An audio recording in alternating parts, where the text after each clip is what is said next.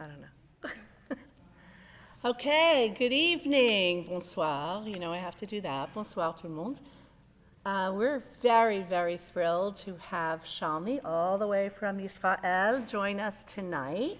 But first, we'd like to introduce a few people. I'm Bonnie Platter, Bonnie Fox Platter, depends in which milieu I am named. And I'm Brenda Kaplan.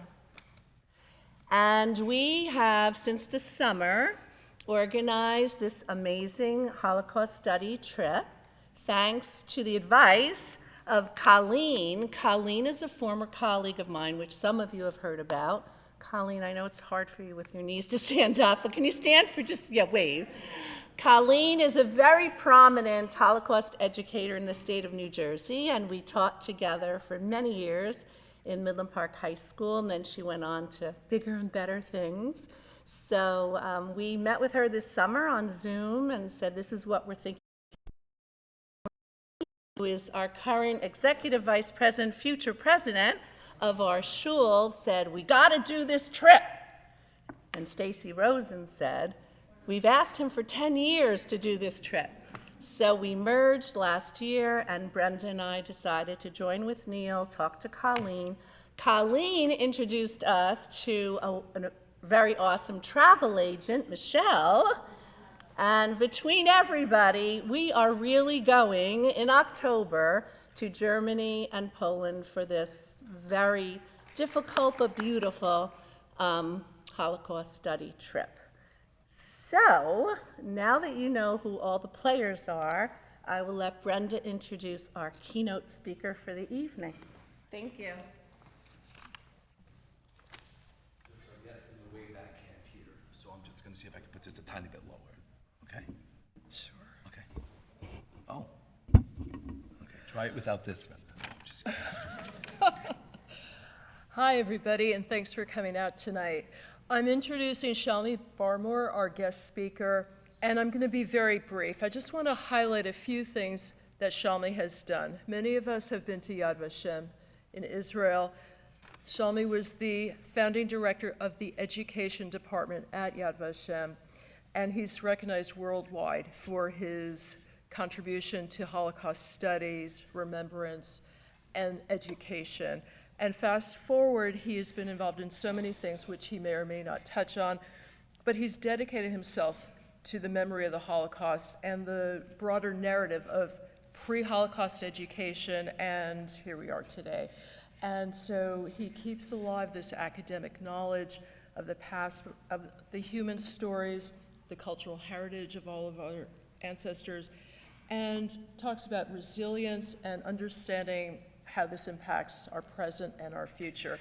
So I'd like to introduce Shalmi Barmore.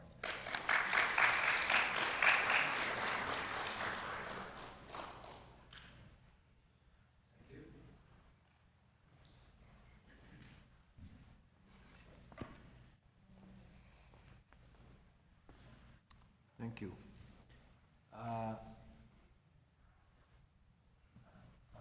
I am from Israel. What can you do?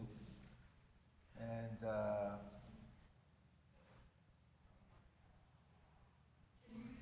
Yeah, we can ask you because we're live streaming, so you kind of have to be. Oh, you have another mic? Oh, great. He's going to get you travel mic. So you can walk and talk. Thank you, Steve. okay, I'll start.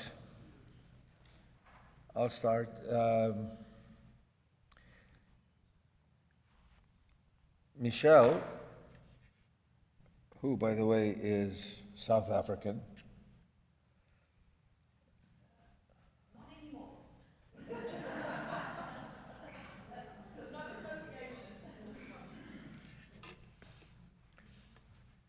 You are a Litvak. Okay. She asked me to talk to you about today, and the truth is that we didn't quite know what I should talk about because you're going to Germany and Poland to deal with the Holocaust, and I can't put it more in a shorter way, in a clearer way. And therefore, in 45 minutes or so to talk about such a subject is not easy. So we decided to. Okay. It's on, just leave it. Can you hear me? Yes. Okay. So we decided to talk about a specific subject, which is also very, very large and broad. And I'll try to do that. And the subject that I'm going to try to address is it's actually the background to the Holocaust in these two places, which are very, very different. And we'll talk about it from the Jewish perspective of these two places, which are very, very different. The end was more or less the same, even though the majority of German Jews did survive, because it all started there, and Jews were able to run away or to leave.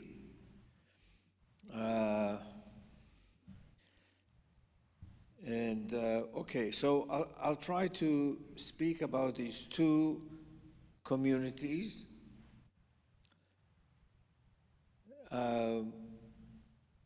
German Jews.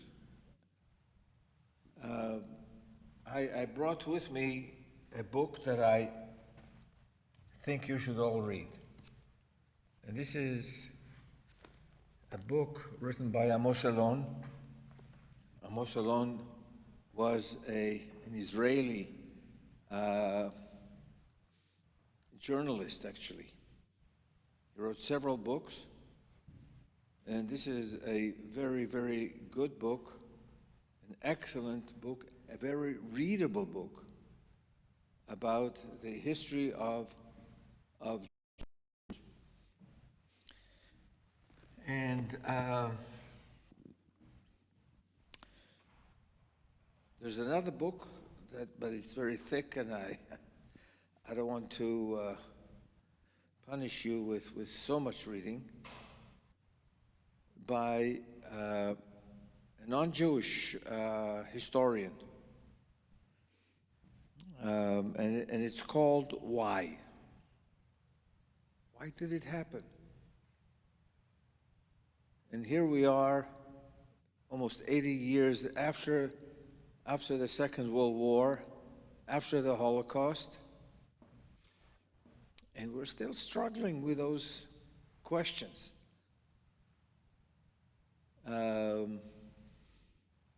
Not that we don't know, not that we don't understand, but it's not, these are very difficult issues.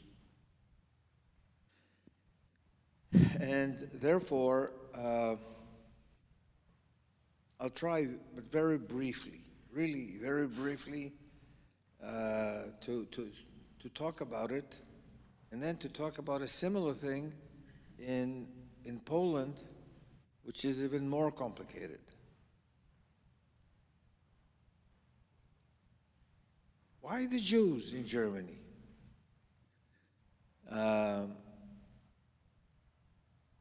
There's an earlier question. Why Germany? Why Germany? Yesterday I have a very good friend that he's from Texas, and he's now involved in education. He's not a historian, he's a businessman, and he invests a lot of money in education. and in a place called San Antonio.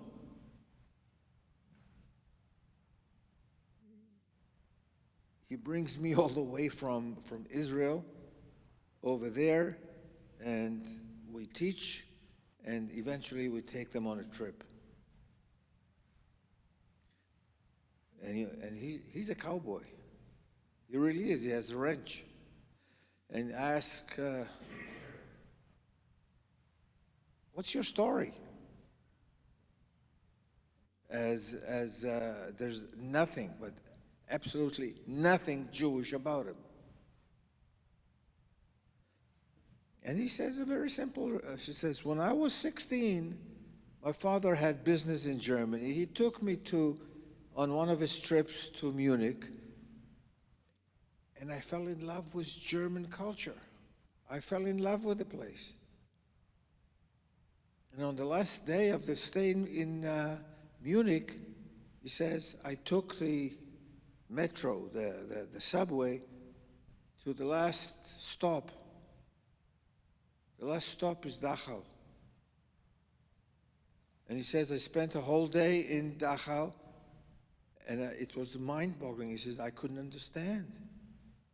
How does one thing come from the other? How does this thing called Nazism, how does it come out of Germany with the German culture?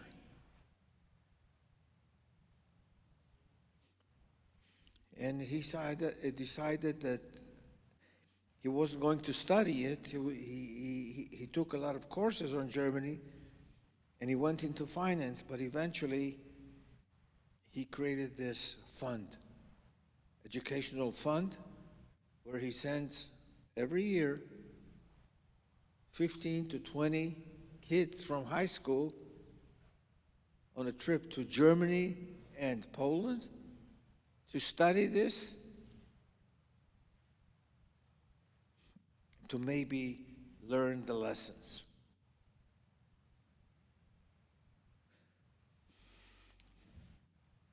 So the question is there? How come from this you got that? And we're grappling with this. And I always, when I come there, I begin by saying, I don't teach the Holocaust. I struggle with it. And it's an ongoing struggle. The struggle is, why Germany? The struggle is, why the Jews? Why the Jews? Why a war that on one hand was a world war, but behind all that, they considered it, the Germans, considered it a war of survival. War of survival. A war. How could the Jews have such an impact on your survival? The answer is yes. The answer is yes. So I'll say it, and unfortunately I have to say it very briefly because these are the time limits here.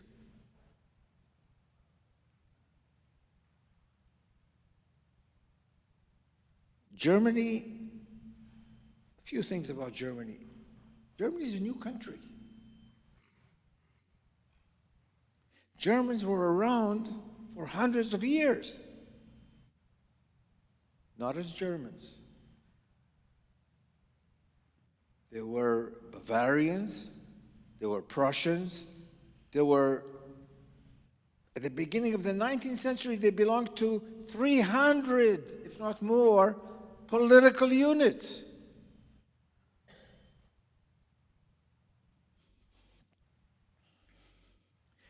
Germany is a country that was united throughout the 19th century.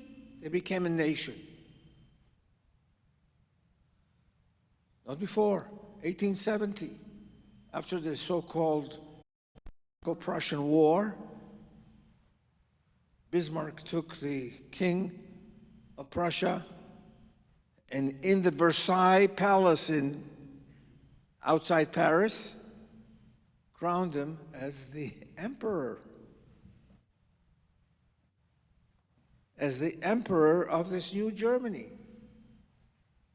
So we have a new nation that was not totally, the whole process of the unification completed, not even till this day. Because what used to be the capital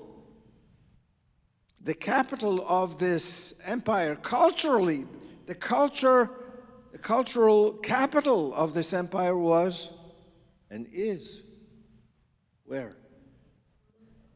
Vienna. Vienna, Austria. Outside the German Empire.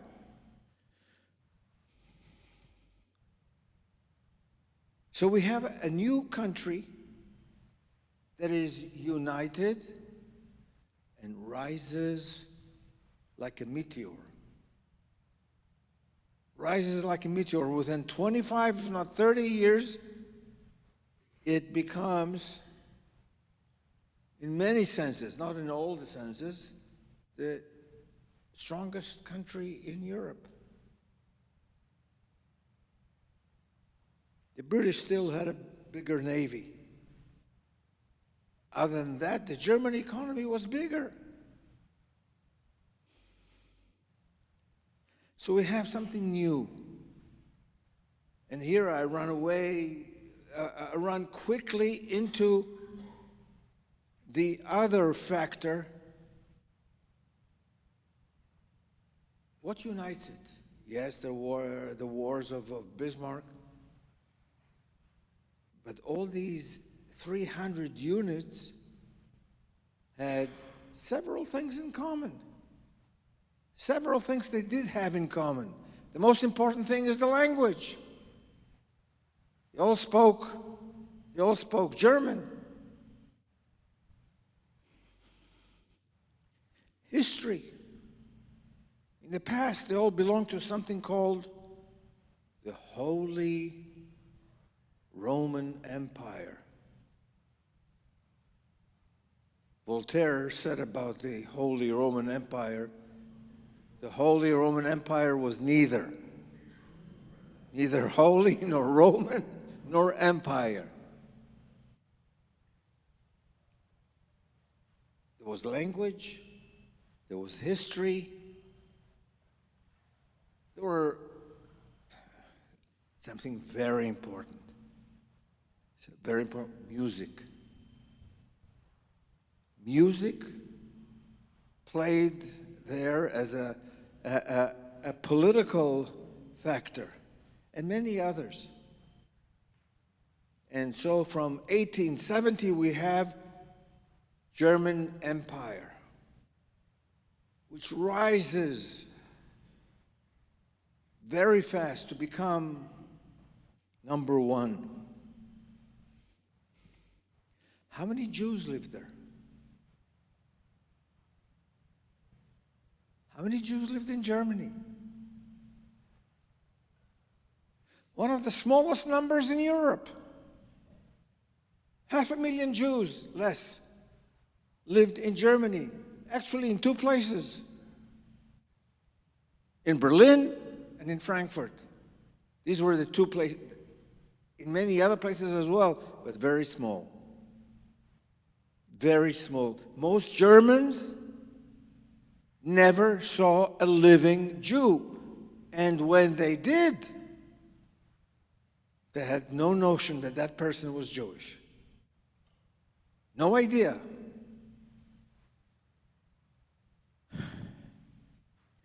So right now, having said what I said, I'm going to talk about German Jews for a while. What we call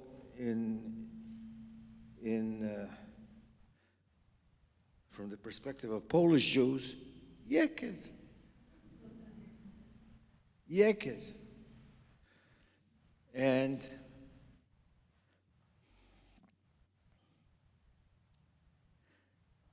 German Jews were very special. Very special. They became very special. Amongst in the Jewish world, especially since my parents came from Poland, I take kind of a critical view of the Yekes. They were assimilated. And the process of the German Jewry, the process of assimilation, was also very quick. Very quick. I'm thinking of where to jump ahead, because if I go into the history, I'll never finish.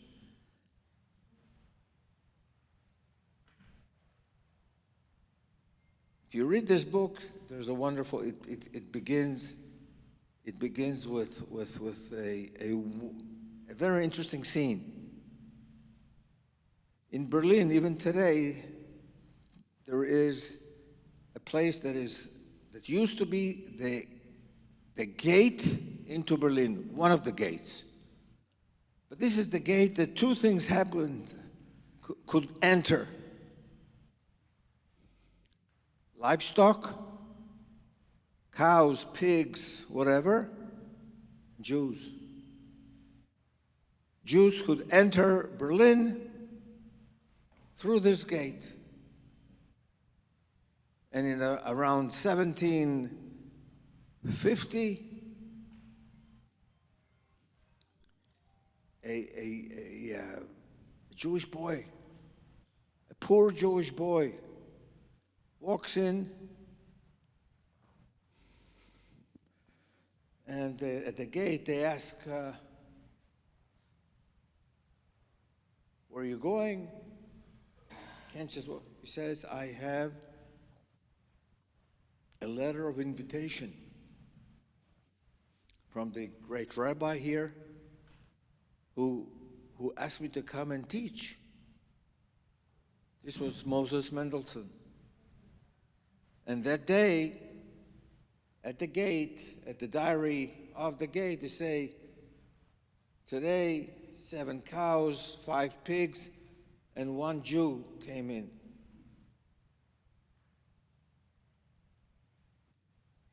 In Berlin, at that time, only 50 Jewish families were allowed to live. And they were brought in because the king over there realized that they're important.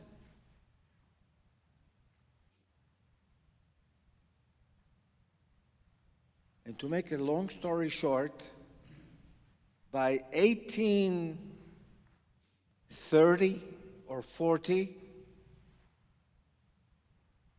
from the 500 richest families in Berlin,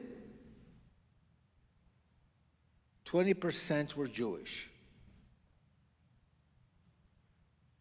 And by the end of the century, more. And when you go to Berlin, I suggest that you go to the rooftop of the Reichstag, of the parliament, and take a look at the Berlin skyline. You'll see all kinds of towers and things. There's one thing that stands out: the top of the synagogue. The dome is gold. In 1866, the Berlin Jews built this Oranienburg synagogue, showing that they made it, showing off that they made it. and it stood out, and it was also kind of a reformed synagogue. It had the first woman rabbi.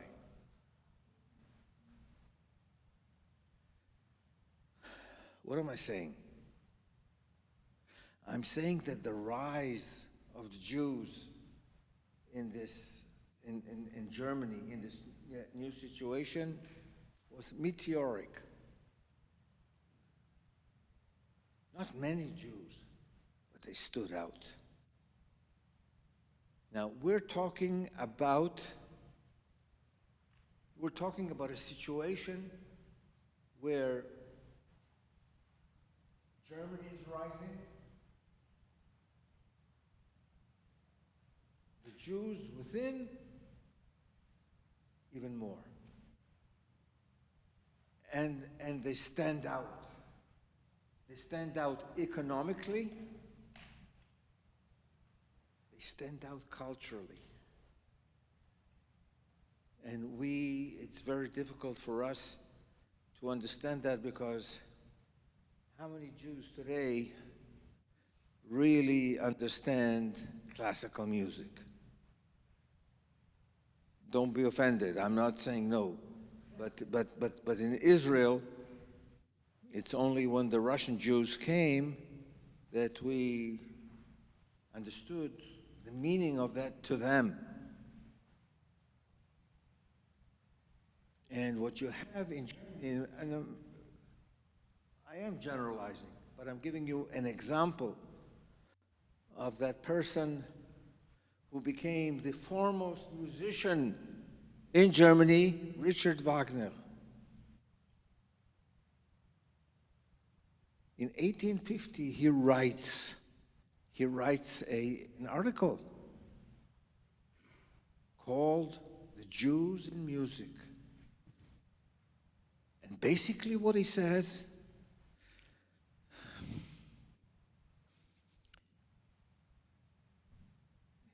he says about himself, I compose music, but I really don't. Music is composed out of me. It's inside me, and my hands write it. Where do I get it from? I went on trips with my mother to the Alps, and there we met the shepherds who played to their animals with the flutes, and these musical motifs got into me, and now they come out. In other words, what he's saying, not trying to say, music is not a cerebral thing. It's inside us. And here, he says, and therefore, I get it from my roots in the earth. Had I had more time, I would go into all kinds of biological issues. I know that because later on, the Zionists took this notion of culture, and especially music, the same way. It comes from the earth. It comes from our roots. It comes from our history. It comes from within. And Richard Wagner says, so it comes from my, call it a modern word, ethnic roots. This music is expressed from me. We have these two new composers, Mendelssohn Bertoldi and Meyerbeer. These are two musicians of the time, They have roots. Where are their roots from? The roots are from the ghetto. They're not real Germans. It's not authentic. And therefore, their music is imitation. Their music is, it's not the authentic thing. They copy from us. And here they uses a word that later on the Nazis used.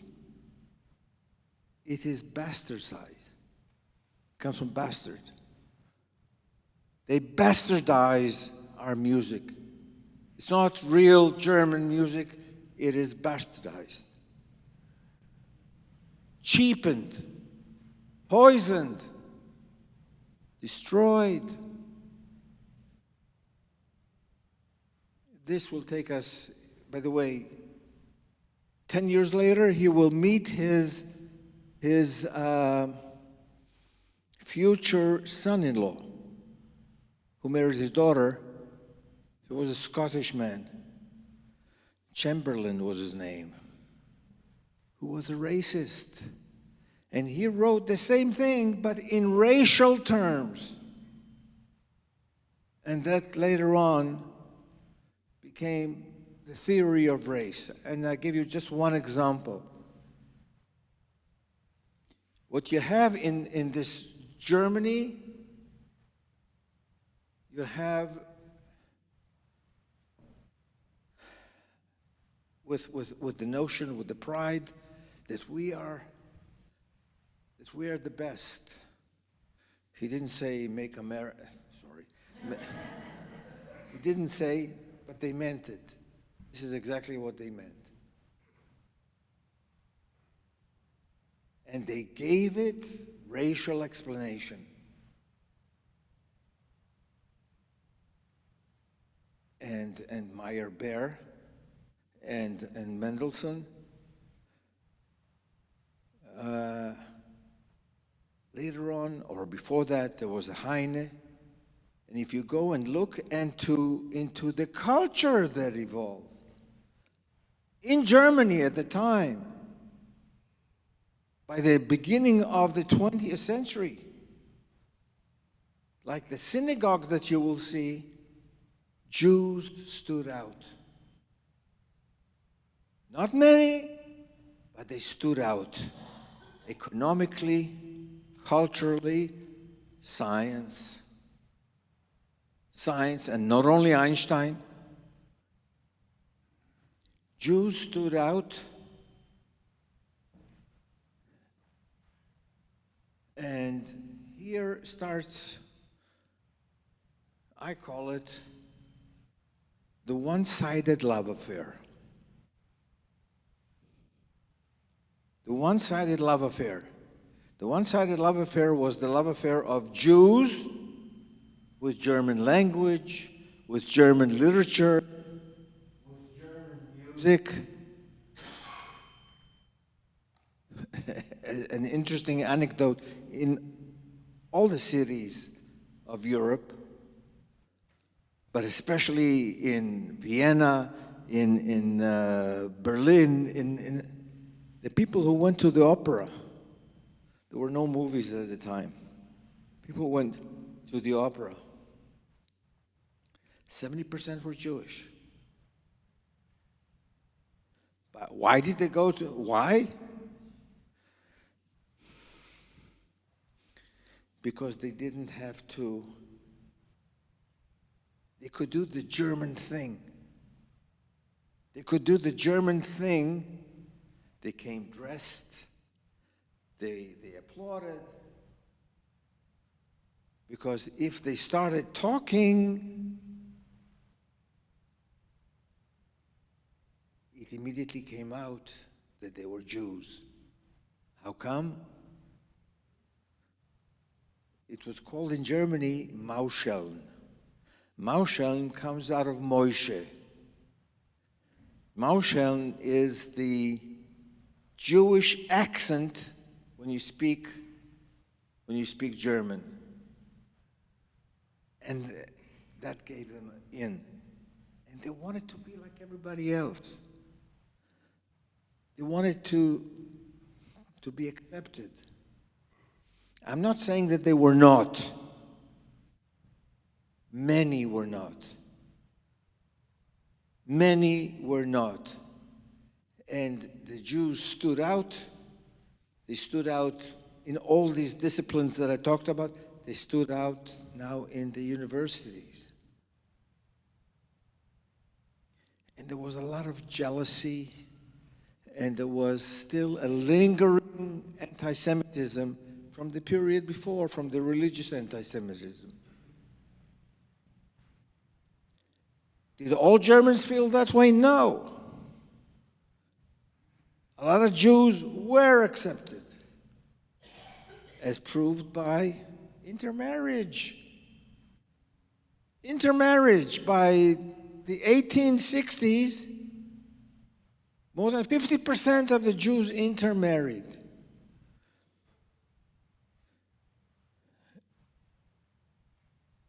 And their children were also viewed as Jews.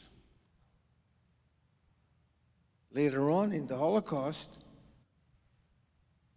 in the Nuremberg laws, which defined the Jew racially, they had a special clause with Mischlingen, the mixed. And there was mixed number 1, and there was mixed number 2. What's number 1? 50%. Father Jewish, mother not Jewish. That's Mischling number 1. Mischling number 2 is the third generation. One grandparent, all the others are Germans. These were taken into the Nuremberg laws and defined as non-Germans. But that will come much, much later. As these things happen, I point out the negative. There was a lot of positive. There was a lot of positive, and the story of Jews in Germany, on the whole, Jews felt very much at home in Germany, and they were very, very successful, especially in all those things that I have defined so far. And I'm running very fast. This meteoric rise ends much more abruptly than it got up. It went to the top. It ended in the war. Germany enters the First World War wanting to prove to everybody that they deserve to be number 1. And they went into, yes, I mean, we're talking about the shooting of the prince, etc., all the things we know. But the real reason why Germany goes into the war is to prove that we are the best. And they do this on the 1st of September with the feeling we'll all be back home by Christmas. We'll all be back home by Christmas. They did come back home on Christmas, those who were still alive, 4 years later, when Germany was ruined, when so many German soldiers died, and people didn't come back from the war, and there were families with mothers and children, no father. Germany fell. This whole meteoric story fell. And after that came the Versailles Treaty.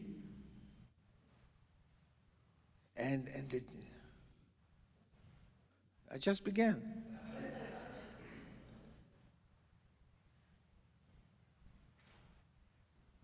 And they needed a scapegoat. They needed a scapegoat.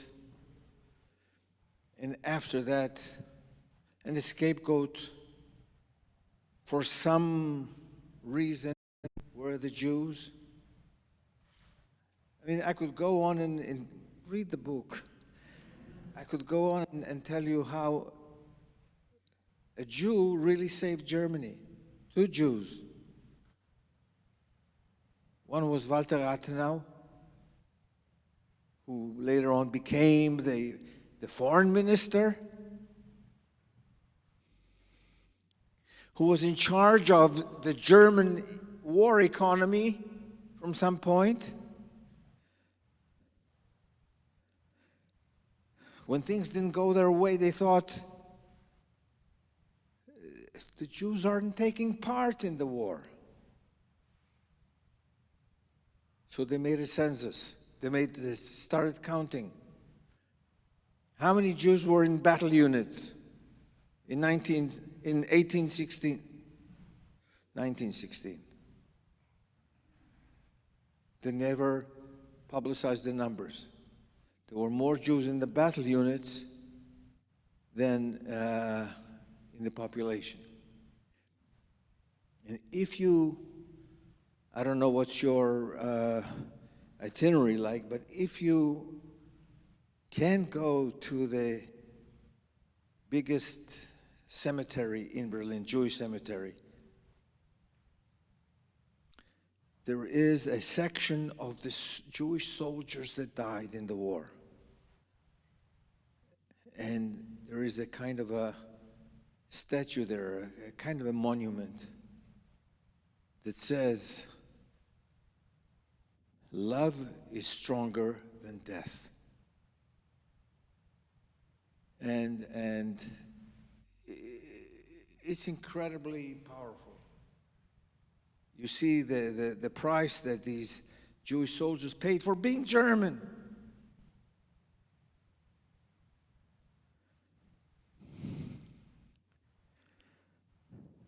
The other person who saved Germany was Fritz Haber, a Nobel laureate, who, with his studies on ammonia,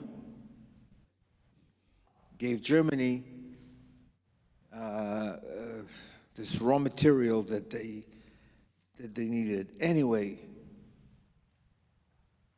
the war, the failure in the war, terrible of frustration and loss. And after that, a government, a democratic government that people called a Jewish government. Not that too many ministers there were Jewish, but they were.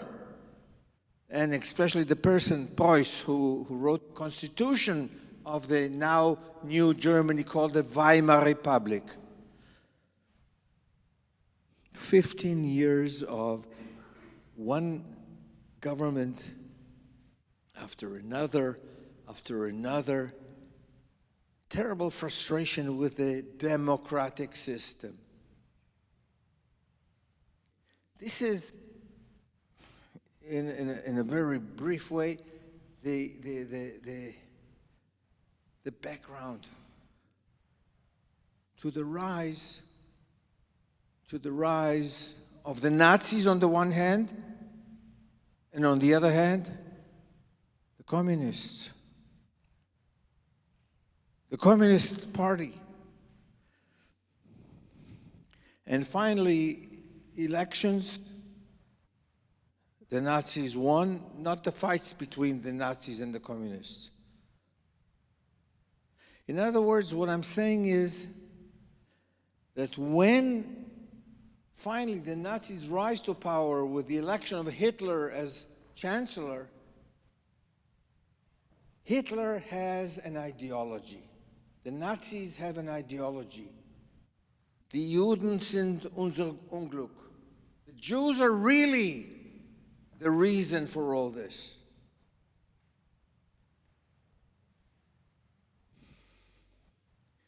I call it a scapegoat, but I wish it were. I wish it were. Because a scapegoat is something that you use to achieve something else. And when you achieve that, you don't need the scapegoat anymore. Hitler and the Nazi Party really believed in this. They really believed in the power of the Jew, in the poison of the Jew. And from that, eventually, not immediately, comes the final solution. Had I had the time, I would have explained how this road is not the direct road, but it's the twisted road to Auschwitz, to quote from a famous book.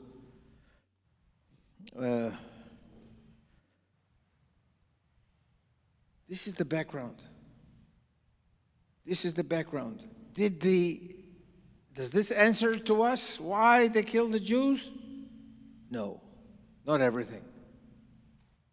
Not everything. To really understand, you need to explain other factors, like, for example, did all the Germans believe in that? The answer is probably not. But there are other reasons why people go and join such a situation where they become killers. I won't go into that. It's also fascinating, but this is the background of the situation as far as Jews are concerned, to the war, to what finally became the final solution. Let me pass very quickly. I'm sorry that it sounds so superficial to Poland. Poland was a different situation. In Poland, you didn't have 500,000 Jews. In Poland, you had 3.5 million Jews. In Germany, there were 1% of the population. In Poland, there were 10% of the population. And the Jews in Poland lived for a much longer time. And Jews were brought to Poland in different waves, different times, basically from the 13th, 14th century. There was a presence of Jews in Poland. Jews were brought into Poland by the Polish kings and by the Polish aristocracy. And Poland remained in that medieval format till the 19th century.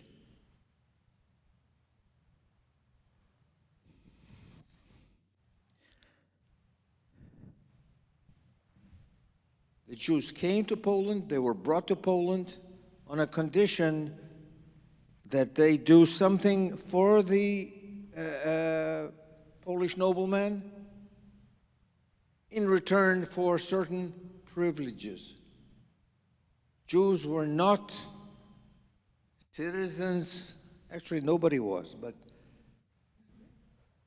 the Jews were guests, actually, who were brought in by certain privileges that they had for their services rendered by them, especially paying taxes,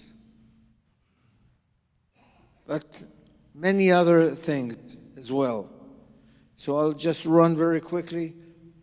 כמה זמן יש לי? עבר? Okay. So I'll be very short. And, and, and Poland is also Catholic, very Catholic, very religious.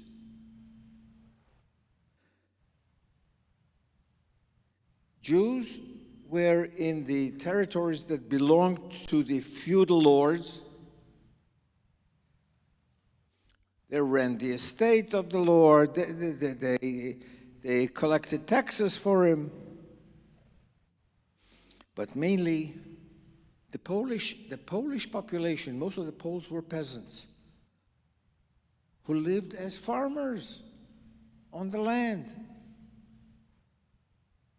not far from the town. The Jews lived in the town. The Poles lived on the land around the town, and they came into the town twice a week. First time is on a Monday or on a Thursday to the market. Not to buy, to sell. To sell their produce to the Jew who bought it. And they came on Sunday to church. The Jews lived in the town, and in many of the towns till the 19th century. There were 50%, sometimes 70% of the population of the town.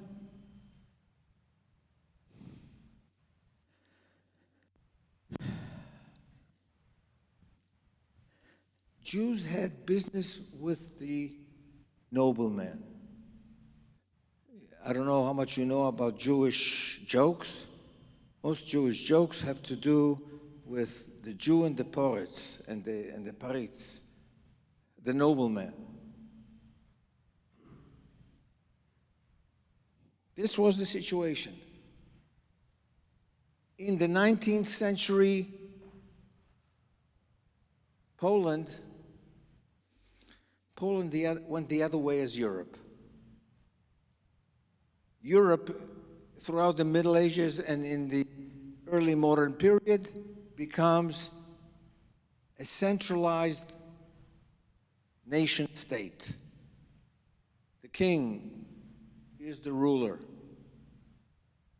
and he has a whole bureaucracy, and they manage the state in a centralist way. In Poland, Poles always make a joke that they were the first democracy. Bobemeises. They didn't.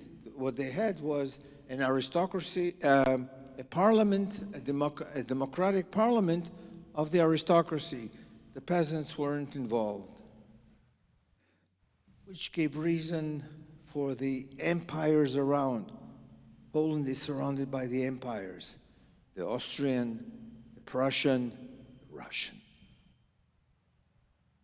And these people meddled, and around 1796, Poland is divided, doesn't exist anymore. And it's divided by these three empires. And Poland is under these empires for 120 years. Jews were dispersed for 2,000 years. Poles were not dispersed, they stayed on the land, but they belonged to the others.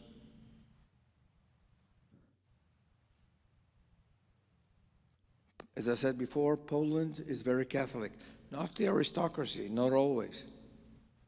Many of the aristocrats in the 16th century were Calvinists. But on the whole, they became.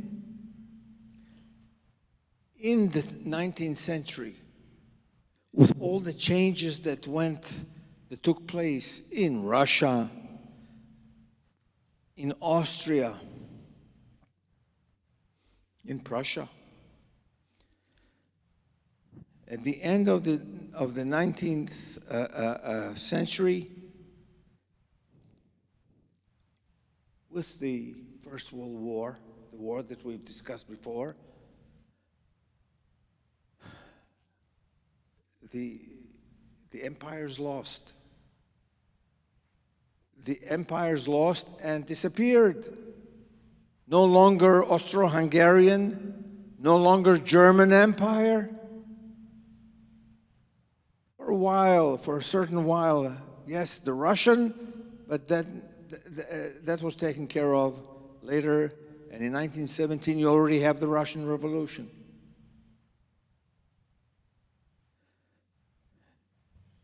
In Russia, in the Russian part, you had the Pale of Settlement. The Pale of Settlement was the place that had the largest Jewish population. And even before, in 1861, with the changes that take place in Russia, the peasants are free. With the falling down of the peasants, the Jewish, how shall I call it? It's not the shtetl, but it's the Jewish economy fell. Because it was based on the services rendered to the nobleman. Now it all disappeared. And the little town couldn't hold the masses of the Jews. By the way, there's one thing here that for some reason nobody knows and nobody takes into account. Jewish demography. So this may surprise you. The number of Jews that lived till the end of the 18th century in the world were about 1 million. Throughout more than 1,000 years, there were about 1 million. The numbers rose a little, they fell a little, but on the whole, there were 1 million Jews. At the beginning, at the end of the 18th century, 1 million. At the end of the 19th century, in Europe, 10 million Jews. 10 million Jews. I don't know if there are any demographers amongst you. People call it the demographic miracle. There was never such an increase for all kinds of reasons. Health. Cities started having sewers, so there were no epidemics, and other things as well. Many, many more Jews who are seen, and the attitude towards the Jews is again jealousy. Because what we have here, Poland and all this area gets into the Industrial Revolution 50 years after Western Europe. But now they're there. And there is a rise of Jewish people in the towns who are very visible. Because another thing came out. Another thing, all of a sudden, there were two trends, especially in Poland, amongst the Jews, one much larger than the other.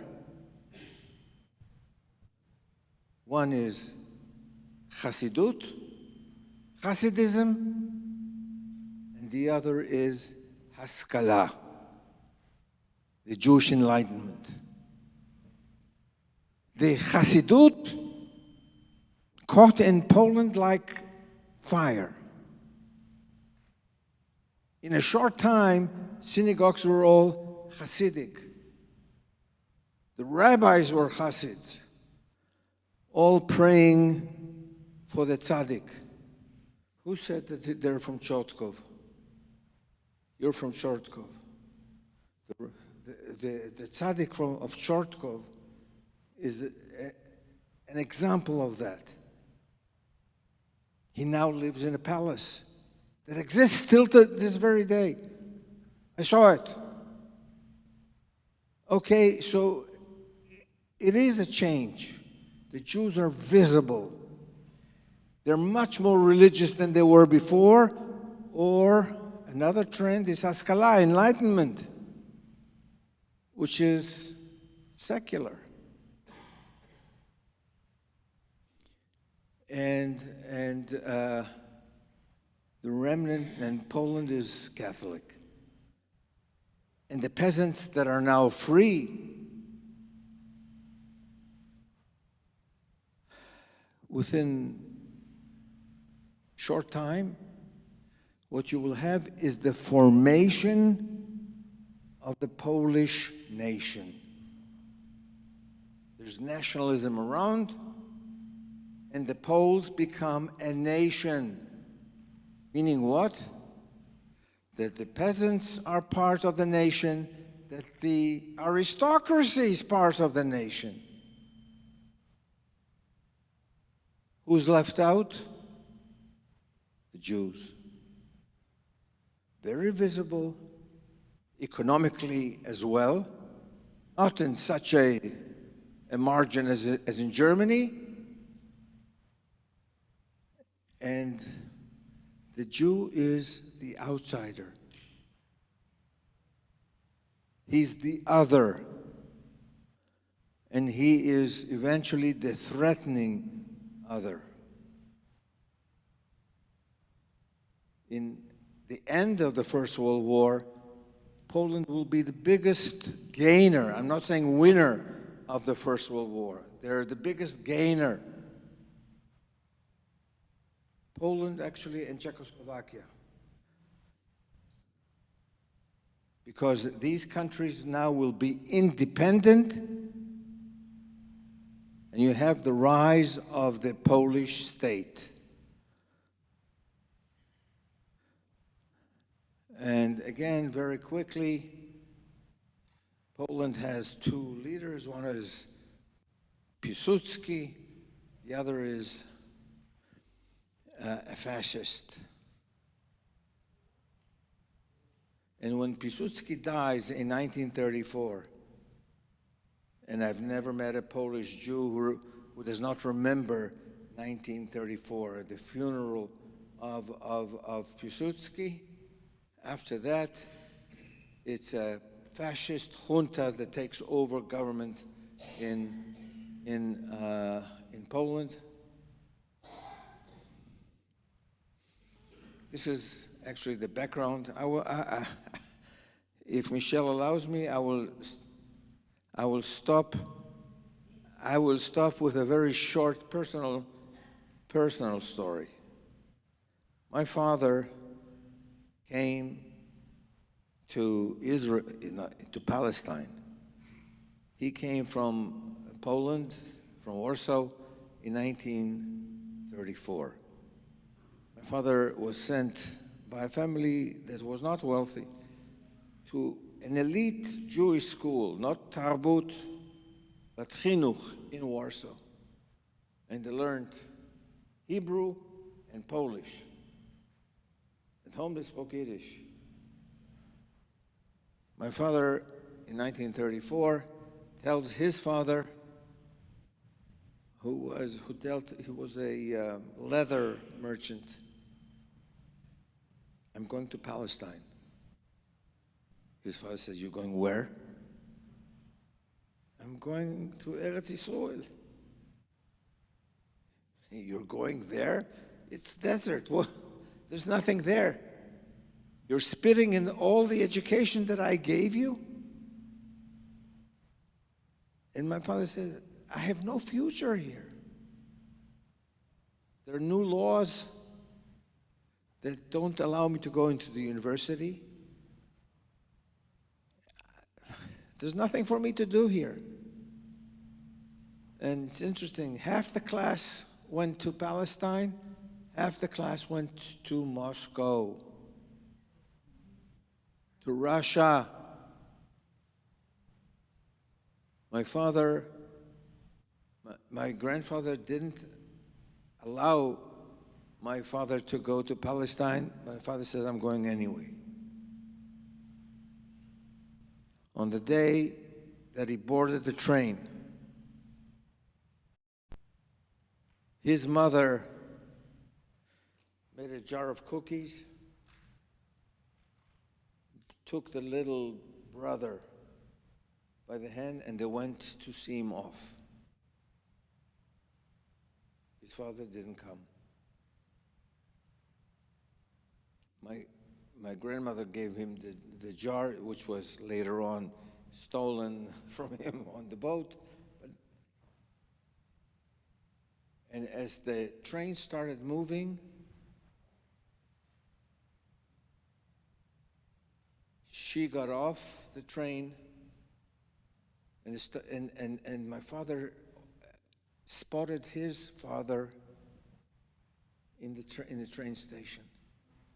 And as the train started moving, his father started running after the train. And my father saw him from the window, and he was terrified that he would fall. And this is the last time he saw his father. My father arrived in Israel, Palestine. He could go there because he was accepted into the Hebrew University, and he had a student visa. Life was very tough for him. And he started writing all kinds of letters back home that his father understood. He says, Kuba, I never told you to go to Palestine. But you were right. You were right. You had no future here, and we have no future here. As soon as we will be able to sell whatever we have, we'll go to Palestine as well.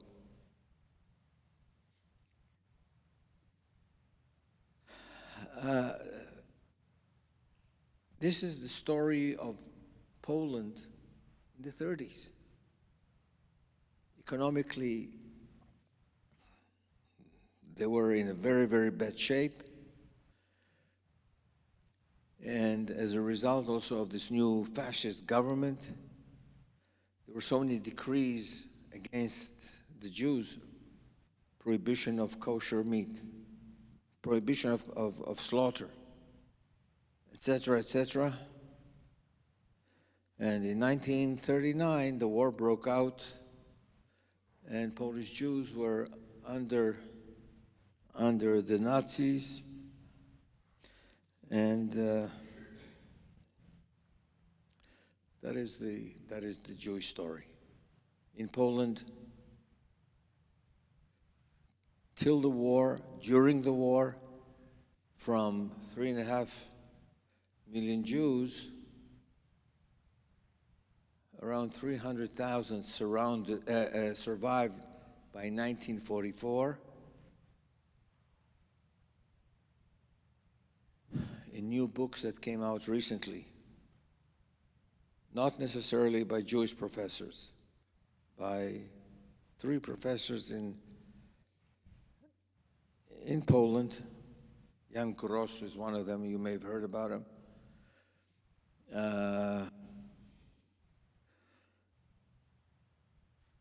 10% of the Jews that were able to miss the deportations in 1942 and escaped from the ghettos and were hidden by whoever,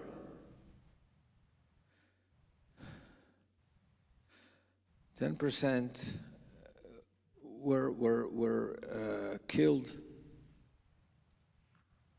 either by Poles or by the Germans that Poles turned Jews into.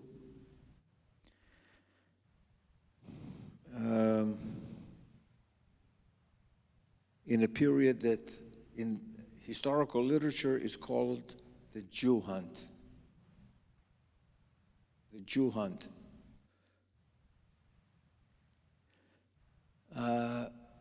Sorry, but this is as short as I could make it.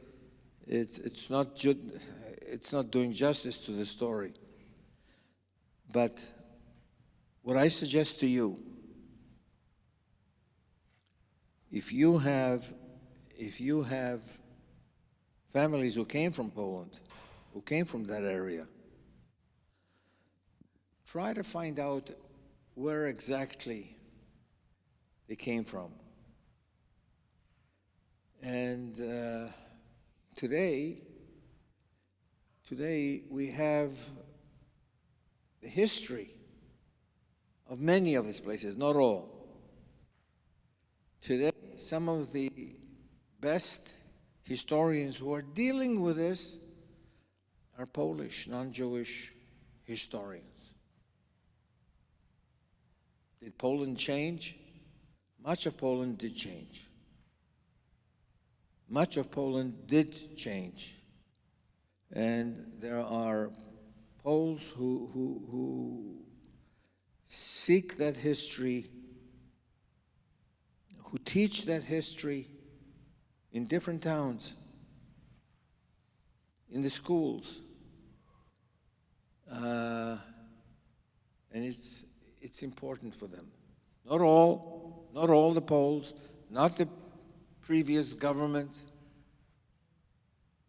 but that government is no longer there. Things didn't change altogether, but they are changing. There is a saying in Poland that the Poles are taking ownership of Jewish history in Poland.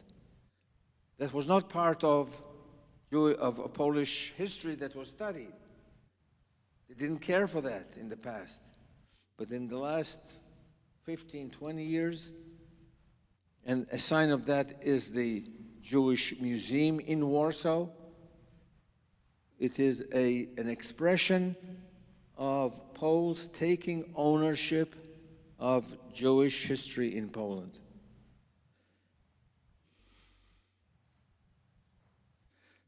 Dus, that's what I have to tell you.